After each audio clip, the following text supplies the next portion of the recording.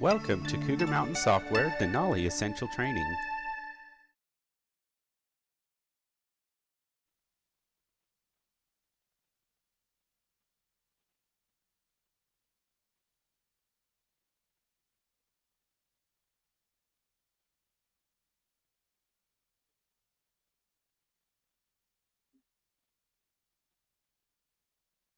Okay.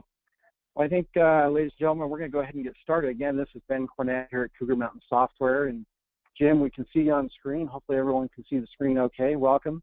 Welcome back. Hey, thank you so much. I appreciate being here. I was going to remind everyone, we've invited Jim here with Sandler Training. He's got a number of years experience as an expert in executive consulting and productivity training, and of course, interpersonal communication. And I just, again, want to welcome you back for session 2 here, Jim. All right, terrific. Well, thank you, everybody, for coming. And those of you that are joining us for the first time, we're glad to have you with us today. Going to do a little bit of review. Last week, we talked about the 4 quadrants of the type of people. It's not designed to pigeonhole people. It is designed to predict by outward behavior the style someone uses or prefers to communicate. And the goal, overarching goal here, is for me to modify my style to reflect the style of the person I'm talking to. We call that giving your listener home court advantage. If I have a message I'm trying to deliver to somebody who's dominant, those are the people that are tough and decisive and strong-willed and demanding and independent and self-centered, under pressure. They lack concern. Their greatest fear is being taken advantage of or losing control. So I need to adopt those type of behaviors if I'm going to communicate effectively with a dominant person. About 14% of society falls in that. Our American culture falls into that quadrant. 32% are influencers. They're sociable, talkative, enthusiastic. They're energetic and persuasive. They talk with their hands, and under pressure, they're disorganized, and their greatest fear is social rejection, being left out. So if I'm going to talk to somebody and communicate effectively with them, and this is their style, I'm going to have to be a little more open and a little more enthusiastic and a little more social. And if that's that's 32%, 27% of our culture in America are steady relators. Those of you that are in Canada, if we have any Canadians with us, this is the highest percentage of Canadians, which explains why Canadians are always so nice. Calm, steady, careful, patient, good listeners, very modest. They hate fear, they hate change. So their biggest fear is change, losing stability. And under pressure, they're too willing. These are the people that will say yes, and they should have said no. They get spread too thin, and oftentimes they can be taken advantage of. 27% of Americans fall into that category. And then the final category we're going to talk about is the C style. The C style stands for compliant. That's compliance to a set of rules, not necessarily obedient. These people like structure. They're very logical and careful. They're disciplined. They're analytical under pressure. They're overly critical, and their greatest fear is that you would criticize their work. I took you through a worksheet that we have provided that gives you some insights into how to read people. It looked like this. Ben's got a quiz for us, and the quiz is based on this diagram. How many of you on your self-assessment determined your D, I, S, or C? So if you'll select one of those, we'll be able through this quick poll to come up with what percentage of our audience fall into this category.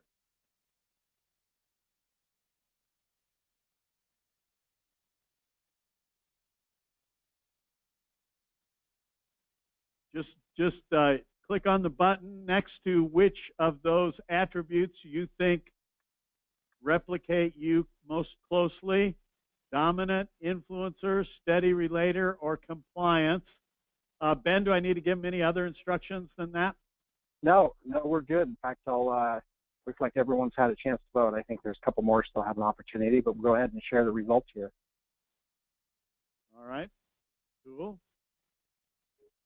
So based on the results, there we go, 50% high S, 34% C, 33%,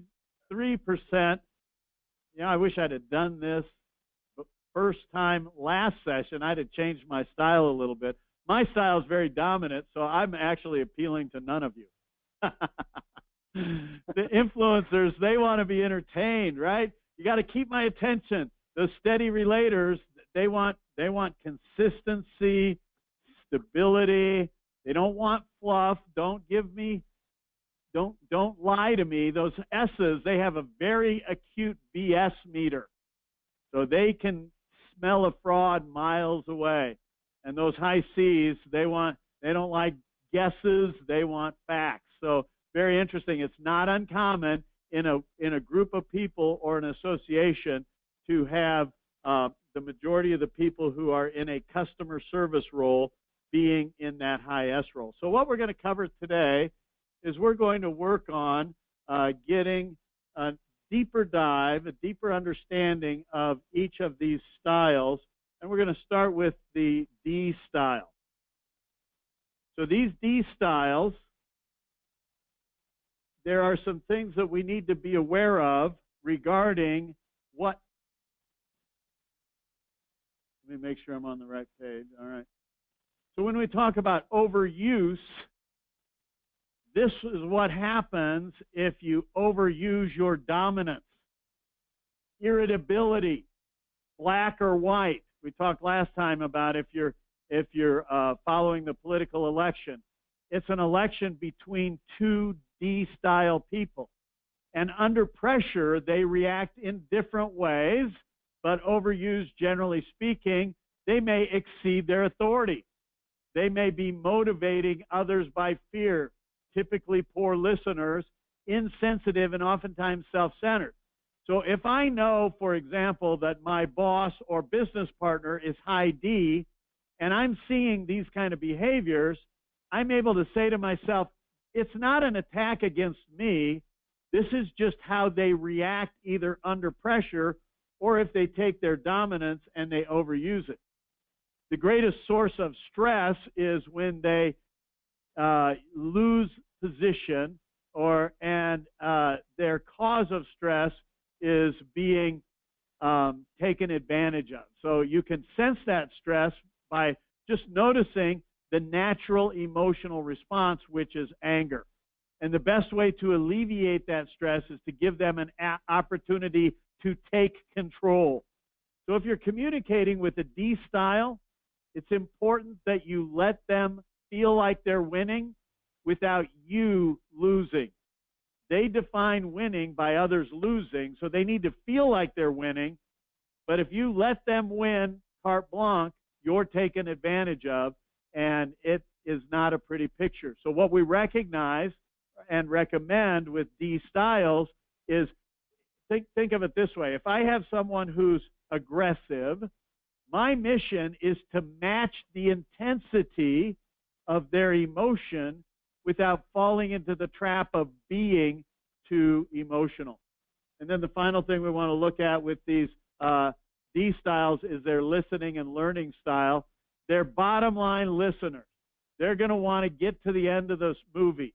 If you're a high I, for example, talking to a dominant person, you use way too many words. You've got to shrink it up. You've got to be concise. If you're a high C talking to a dominant person, don't think about the details. Analytics is not important. Bottom line, what's your message? So if you happen to not be a D style, you've got to pre-strategize your conversations in such a way that allows you to adapt to fit their style. We've got another poll we're going to ask you to take. Based on that same assessment process, what would you guess the style of your direct boss is? Do you think they are dominant? Do you think they're an influencer? Are they a steady relator? Or are they compliant? So take a moment, vote on that. Let's see what percentage of bosses fall into which of these categories: dominant, influencer, steady relator, or conscientious, calculating, compliant.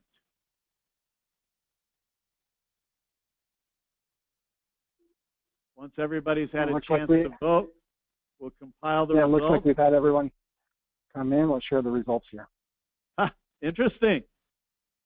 Almost predictable, people who are dominant tend to gravitate towards roles where they can control others.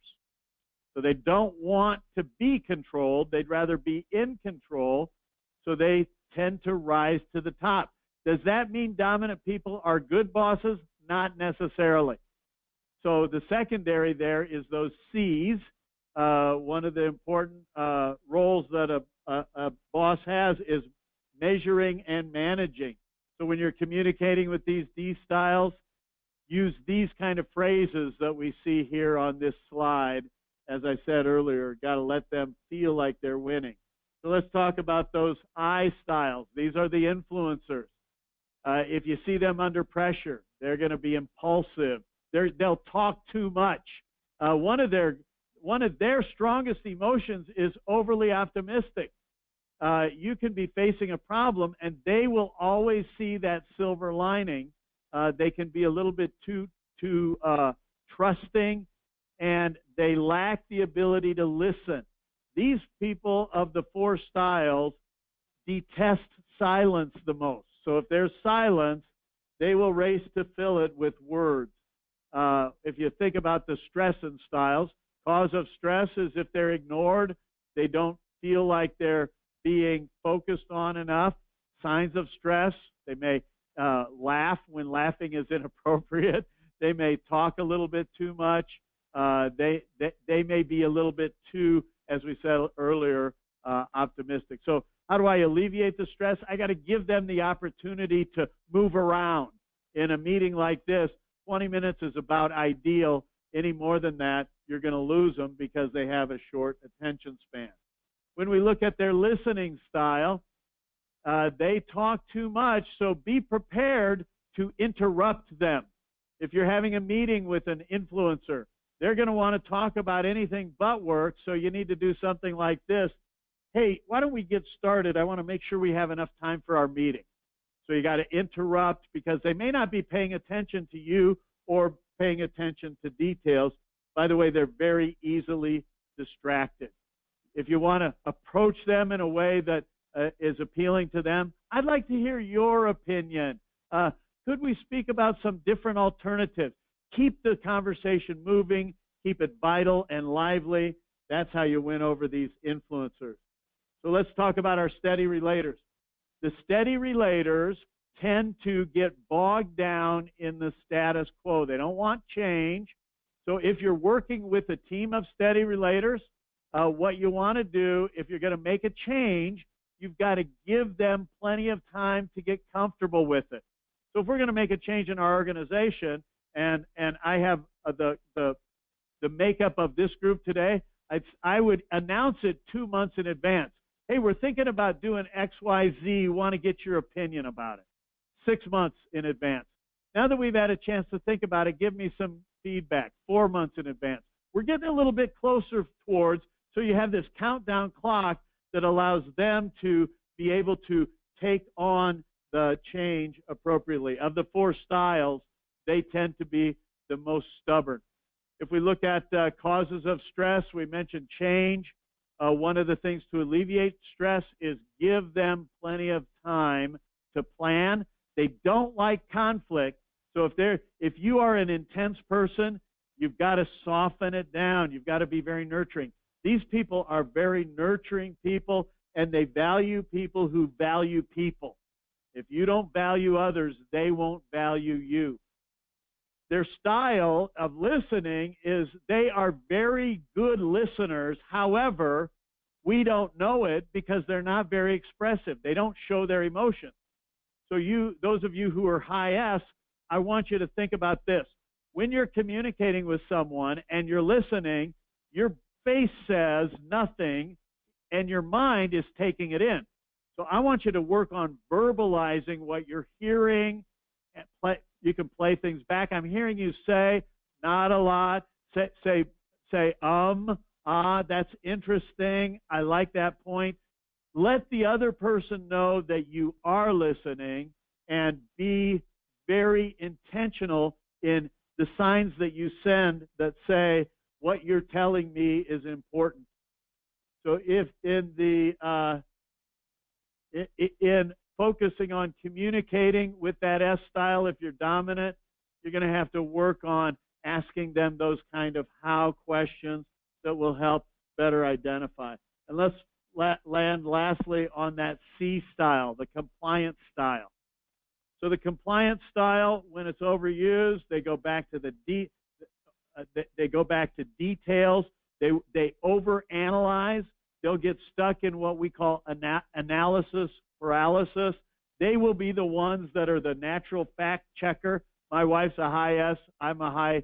She's SC. I'm DI. I'll be telling a story, and I'll be halfway into the story and make a point. And she'd say, no, it wasn't Tuesday. It was on Friday.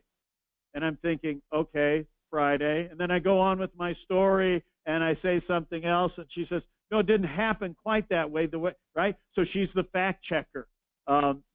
In communicating with these high C styles, the cause of stress is if they don't get enough information, if you push them too hard to make a fast decision, if you cause them to be forced into a decision before they're ready to make a decision. So for them, if you want to alleviate the stress, we got to provide feedback, give clear instructions, and we've got to provide detailed information for them. They want to know the details. Listening style, they will get hung up on a detail. If, like for my example, I'm telling a story, my wife can't listen to the story because I missed the fact. And if you're watching, if I'm communicating with her, I can see that her face checked out because I missed something, and that's my cue to pause and say, I think maybe I got something wrong there. Is there something I should know? Oh, yeah, great point. So it may not be, they are very critical. So if you feel like they're criticizing you, don't take it personally. They're just looking at the facts, and they just want to get the facts straight. So now that we know these things, what do we do about it? Well, first, we work on home court advantage. So one of the ways to give home court advantage is to use some of these phrases. Like with a C, I'd like to hear your assessment. Could you help me figure out the pros and cons? If you'll speak to them in the phrases and the words that make sense to them, they will be more keen to listen to you. One of the things that we have found that this tool is great for is building an interactive team environment. We do that by providing assessments that are very specific with a workbook and an action plan that will allow you and your team, if you're interested, we're offering a special because of your partnership with Cougar Mountain. We're discounting this offering to allow you to take advantage of a 2-hour breakout session one-on-one with your team. So in closing, what I'd like to just leave you with this thought. Every time you're communicating with someone, the act of communication, one of my favorite quotes is, the myth about communication is that we think it actually happened. In business, you'll have a conversation with someone, what you're saying, you think they're getting it because they're nodding, and yet you never get on the same page. We must become more aware of our own style so that we can adapt to others, and we must learn how to read the style of others. And if you'll spend time disciplining yourself, learning some of these strategies and techniques, there are many publications out there that can help you better understand communication style. You will find that the efficiencies in your organization increase, the dysfunction and discord decreases, and you as a team, you'll see the morale start to improve because we got to the point where everybody is working off of the same page. So with that, it looks like my time's up. If you'd like to reach out to us here at Sandler Training, my phone number is area code 208-429-9275. That's 208-429-9275. Or we're available on the web at crossroads.sandler.com. Thank you so much for attending this training. Big thank you and shout out to the Cougar Mountain team for making this time available for us, for providing good content for your clients. Anything we can do to help you all, or if you'd like to take advantage of the offering we have today, just reach out to us. Justin, Joan, or myself will be happy to have a conversation with you. Thank you so much. Really appreciate it, Ben. I'll throw the microphone back to you. Appreciate it, Jim. Again, we're grateful, Jim, for your expertise and for the opportunity that we have to help our customers here at Cougar Mountain Software break down some of those communication barriers, specifically in their accounting department. Again, we'll send a copy of this webinar out to everyone, or you can get a copy at our website at www.cougarmtn.com. And we appreciate your attendance and look forward to seeing you in our next webinar. Again, Ben, can I jump in with just one more thing? Sure. I just wanted to say, those of you that have joined us today, if you're the accounting team, the rest of the team shoots the messenger.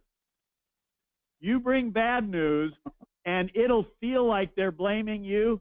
They're reacting to the news. It's not about you. So be courageous. Don't take it personal. If they shoot the messenger, be tough, because you are the most vital link in the formula for success in any company. If a company does not know where they stand financially, they will not be able to get to where they want to go. So I really honor your role, and I encourage you to be strong, even in the face of adversity when others don't value what you do. Perfect. Good point, Jim. Again, thank you very much. We look forward to seeing everyone next time.